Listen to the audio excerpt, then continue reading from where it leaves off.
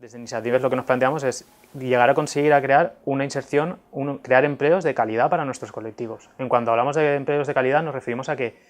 queremos que esos empleos sean no solo un empleo, el que un usuario encuentre un trabajo y empiece a trabajar, sino que las empresas y la sociedad en general se involucre y crea en esos puestos de trabajo que realmente se le están dando a nuestros colectivos, que valoren nuestros colectivos con todo aquello que pueden ofrecer a una empresa, tanto a nivel de bienestar, a nivel de calidad en el trabajo, de implicación, de confianza. Entonces lo que creemos desde Iniciativas es que las empresas y la sociedad se tienen que dar cuenta de que son coprotagonistas de lo que es la inserción sociolaboral de los colectivos en situación de riesgo o exclusión social, y que como coprotagonistas tienen que participar de ella y tienen que involucrarse en todo el proceso de la inserción sociolaboral de nuestros colectivos.